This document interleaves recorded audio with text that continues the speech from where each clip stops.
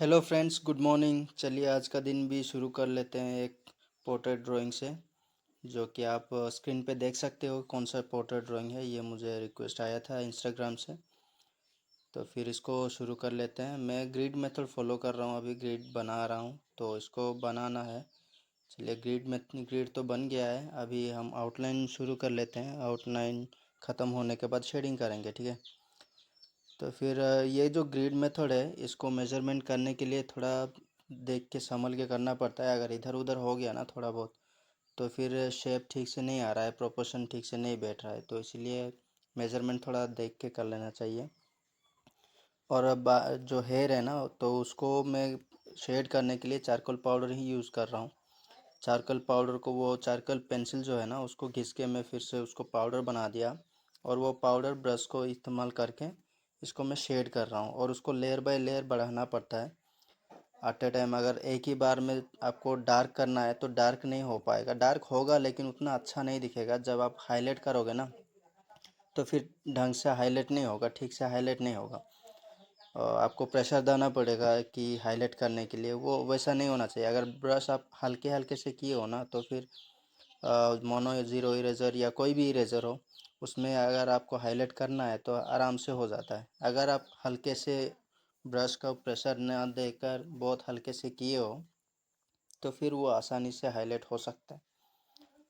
तो अभी गॉगल्स भी ब्लैक में है, और उसके लिए भी मैं वही चारकोल चारकोल पाउडर यूज़ कर रहा हूँ, जैसे कि मैं हेयर के लिए किया था, सेम टेक्निक यूज़ कर रहा हूँ। इसको मैं अभी पूरा डार्क कर देता हूँ, उसके बाद इसको शेप आउट कर दूंगा मैं, जैसे कि इरेज़र के साथ। जैसे आप देख सकते हो, उसको मैं शेप आउट कर दिया, जहाँ पे लाइट था लाइट कर दिया, हाईलाइट दे दिया। और भी थोड़ा काम है, फेस को पहले ख़त्म कर लेते हैं, उसके बाद उसमें कर लेते हैं, गॉगल्स को डिटेलिंग थोड़ा कर लेते हैं, ठीक है। और फेस के लिए मैं यूज़ किया हूँ HB पेंसिल, और ये सब फर्स्ट लेयर है। और जहाँ पे थोड़ा आपको डार्क दिख रहा है ना, तो उसमें मैं थोड़ा और एक लेयर बढ़ाया हूँ। अभी हेयर को मोनो ज़ीरो इरेज़र से हम हाईलाइट कर लेते हैं। देखो कैसे आसानी से हाईलाइट हो जा रहा है, क्योंकि मैं ज़्यादा ब्रश को प्रेशर ना दे के हल्के हल्के से किया था, तो हाईलाइट हो सकता है अच्छा से। तो आसानी से हो रहा है, देखो। तो इस तरफ से आप भी कर सकते हो एज ए रेफरेंस लेके, या फिर अगर आपको थोड़ी अच्छी टेक्निक पता है तो मुझे शेयर कर लीजिए या फिर टैग कर लीजिए। तो इसको पहले ख़त्म कर लेते हैं, बालों का पूरा हाईलाइट कर लेते हैं पूरी तरफ से। और ये जो कपड़े का है ना, जो टी शर्ट्स का है, उसको ये ब्लैक का है, तो ब्लैक कलर में पूरा डार्क ब्लैक, तो इसलिए मैं जो जिस जिस पार्ट में ज़्यादा डार्कनेस है ना, तो फोल्ड वगैरह है टेक्सचर बनाने के लिए ना, उसको मैं चारकोल पेंसिल से हाईलाइट कर दे रहा हूँ अभी से। थोड़ा डार्क कर दे रहा हूँ, ताकि बाद में जब चारकोल पाउडर में ऐसे ब्लेंडिंग करूँगा ना, शेड करूँगा चारकोल पाउडर से, तो फिर वो दिख नहीं पाएगा बाद में। तो इसीलिए अभी से उसको मार्क कर देता हूँ, ताकि बाद में मुझे शेड करने के लिए दिक्कत ना हो। तो इसलिए जहाँ जहाँ फोल्ड है और डार्क एरिया है, उसको मैं चारकोल पेंसिल से हाईलाइट कर दे रहा हूँ। चलिए फिर इसको पहले ख़त्म कर लेते हैं, उसके बाद हम पाउडर से उसको ब्लेंड कर लेते हैं पूरा, ठीक है।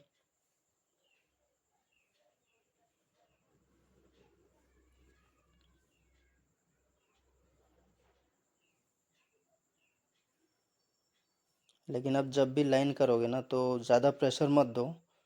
इसमें भी थोड़ा हल्के हल्के से करना पड़ता है, या फिर थोड़ा बहुत दे सकते हो प्रेशर, ठीक है। अभी हम पाउडर को इस्तेमाल कर लेते हैं, ताकि ऐसे करने से क्या होता है ना, टाइम कंज्यूमिंग और जल्दी से स्केच ख़त्म हो जाता है। मैं एक्चुअली ये जो कमीशन आर्ट वर्क है ना, उसके लिए ये वाला टेक्निक यूज़ नहीं कर रहा हूँ, क्योंकि उसको डिटेली टेक्सचर को ऑब्जर्व करके उसको बनाना पड़ता है। ये बस ऐसे ही बना लेता हूँ, अपना प्रैक्टिस भी हो जाता है। और एक चीज़ ये है ना कि आप एक ही बार में पूरा शेड कर लूँगा, ऐसे अगर सोच रहे हो ना कि पूरा शेड कर लूँगा, ब्लैक कर दूँगा, तो फिर हाईलाइट बाद में करूँगा, वो तो करते हैं, लेकिन एक ही बार में पूरा डार्क नहीं ला पाएंगे हम। अगर वैसा करोगे ना, तो फिर बाद में दिक्कत हो सकता है कि कैसे हाईलाइट करोगे, क्योंकि हाईलाइट करने के टाइम में ना, जो आप शेड किए हो वो थोड़ा सॉफ्ट होना चाहिए, तभी आप अच्छे से हाईलाइट कर सकते हो। अगर फिर आप ज़्यादा प्रेशर दे के किए हो ना, तो हाईलाइट करने में बहुत दिक्कत हो रहा है। तो इसलिए हम लाइटली किए हैं, तो ये वाला फर्स्ट लेयर है। अभी इसको पाउडर को फिर से लगाते हैं सारे जगह में, जो ज़्यादा टी शर्ट है ना तो वहाँ पे लगा लेते हैं, फिर से हम ब्लेंडिंग कर देंगे, ठीक है। तो ये ब्रश में किया हूँ, लेकिन ज़्यादा सॉफ्टनेस फील नहीं आ रहा है, तो इसको मैं टिश्यू पेपर इस्तेमाल करूँगा उसको ब्लेंडिंग करने में, तो फिर ये सॉफ्ट दिखेगा। और चारकोल से आप जब ब्लेंडिंग करना स्टार्ट कर लोगे ना तो फिर इधर उधर लग जाएगा, जैसे कि टी शर्ट के ऊपर वाला पार्ट देख रहे होगे, तो इधर उधर फैल जाएगा। वो चारकोल है ना, वो ग्राफाइट होगा तो वो थोड़ी अलग बात है, लेकिन चारकोल इधर उधर फैल जाता है। और जब टिश्यू पेपर भी इस्तेमाल करते हो ना तो थोड़ा संभल के करना पड़ता है, क्योंकि ये इधर उधर लग जाता है। और जब टिश्यू पेपर में प्रेशर दे के किए हो ना तो फिर भाई तो ये दिक्कत हो जाएगा। जब आप उसको इरेज करने के लिए ट्राई करोगे ना तो फिर वो नहीं जाएगा। तो इसीलिए कभी भी प्रेशर मत यूज़ करना, थोड़ा हल्के हल्के से कर लेना। मेरा भी कभी इधर उधर हो गया है, प्रेशर थोड़ा ज़्यादा दे दिया हूँ, तो जब इरेज कर रहा हूँ तो वो नहीं जा रहा था, ठीक है। और ये जो हैंड पार्ट है ना, तो फेस के लिए जैसे कि मैं एच बी पेंसिल यूज़ किया था, इसको भी H B pencil first layer के लिए यूज़ किया हूँ। और इसमें थोड़ा ज़्यादा डार्क है तो 5B का मैकेनिकल पेंसिल यूज़ कर रहा हूँ। ये भी हल्के हल्के से कर रहा हूँ, ज़्यादा प्रेशर नहीं दे रहा हूँ, क्योंकि प्रेशर दूंगा तो फिर बाद में मुझे मर्ज करने के लिए दिक्कत हो सकता है, ये मुझे पता है। और ये जो पार्ट है ये टेबल है, टेबल के ऊपर उसका परछाई है, तो उसको जो शैडो है ना उसको हम शेड करना पड़ता है। शेड करेंगे तो थोड़ा अच्छा 3D लुक देगा, तो इसीलिए मैं शेड कर रहा हूँ। पहले जो फर्स्ट लेयर है उसको मैं एच बी पेंसिल से मैं शेड कर रहा हूँ। और उसके बाद हम करेंगे वो जो डार्क पार्ट, जो कि शैडो पार्ट है ना, तो उसमें ज़्यादा डार्क करना पड़ेगा, तभी वो शैडो जैसा दिखेगा। तो पहले हम फर्स्ट लेयर ख़त्म कर लेते हैं एच बी पेंसिल से, चलो।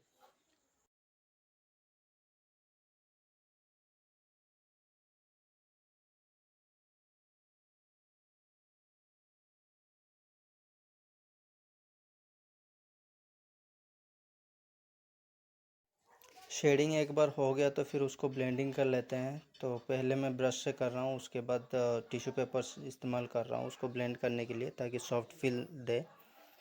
और उसके बाद फिर से डार्क एरिया को शेड करना पड़ेगा, तभी वो थोड़ा 3D लुक देगा, या फिर थोड़ा अच्छा दिखेगा, जैसे कि शेडो जैसा दिखना चाहिए। इसीलिए हम डार्क कर देते हैं वो डार्क एरिया को। हैंड पार्ट हो गया या फिर वो टी शर्ट पार्ट हो गया, तो उसको थोड़ा ज़्यादा डार्क करना पड़ेगा, तभी वो शेडो जैसा दिखेगा। तो थोड़ा डार्क कर लेते हैं।